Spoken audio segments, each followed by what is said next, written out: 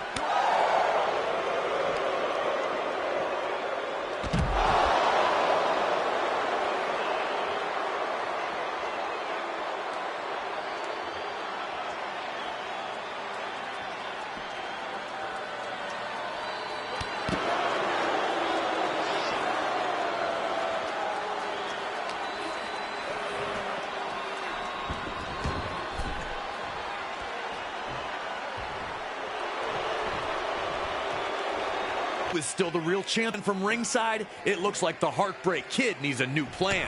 Bad guy.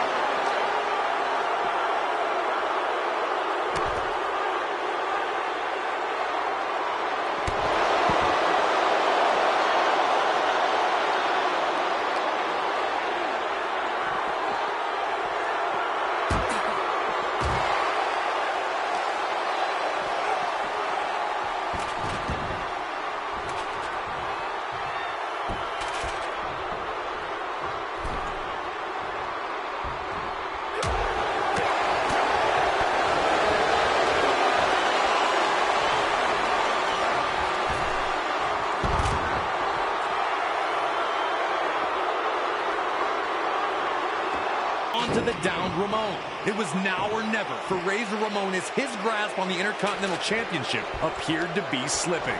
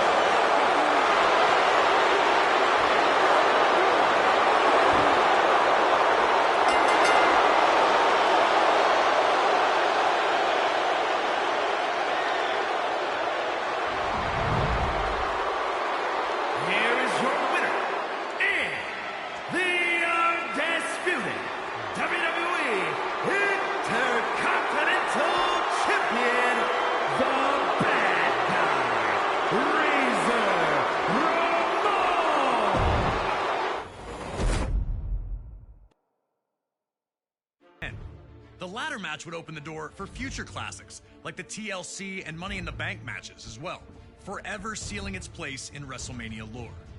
Our next match is another legendary moment that will live forever, as we head to WrestleMania 13. Rosemont, Illinois would play host to the most important night on the sports entertainment calendar. And on this night, a match that is the literal definition of an all-time classic unfolded. Bret Hart had been the face of WWE's new generation for years, proudly defending the WWE Championship against all comers and defending WWE's honor against its most heinous villains. After losing the WWE Championship to Shawn Michaels in WrestleMania 12's Iron Man match, the Hitman took some time off to consider his future options. When he returned, roughly 6 months later, there were drastic changes to the landscape of WWE's universe. Top among those was the rise of Stone Cold Steve Austin. The man who started the year off as Ted DiBiase's ringmaster would find freedom in his true identity, dropping his manager and finding superstardom in the wake of his 1996 King of the Ring tournament victory. Austin 316 says I just whipped your ass. WWE was trying to find its attitude, but the seeds of change were being planted in the fans who had rallied around Austin. His no-nonsense attitude had made him the ultimate anti-hero. This acceptance of someone who flaunted his breaking of the rules didn't sit right with the Hitman. When Bret made his return, he immediately challenged Austin, who was more than ready to answer the call. The two battled at 1996's Survivor Series, where Hart won in a masterful performance of a feverish back-and-forth battle. The loss only made Austin angrier, creating a single focus for him: to ruin Bret Hart's career. He'd eliminate Hart from the 1997 Royal Rumble match after officials missed Hart first eliminate Austin. The night after Hart captured the WWE Championship at Final Four, Austin would interfere in Hart's first defense on Raw, ending the reign before it could even get started. WWE officials would pit the rivals against each other in a no disqualification submission match.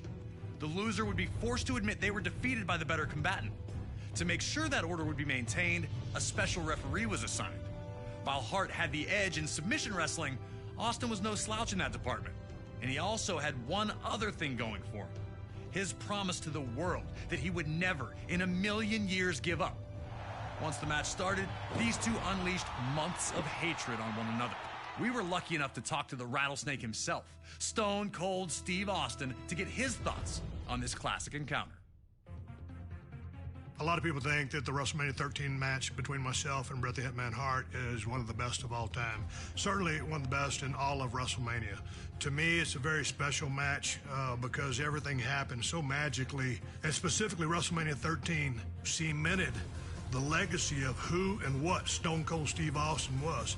From start to finish, we started it off, we brawled out, we came back into the ring, we brought various factors from around the ring into the ring to use against each other. Some of the stuff backfired on me. It was full of chills, thrills, and spills. I gotta call a spade a spade. I mean, it is my favorite all-time match, and I've been to some classics.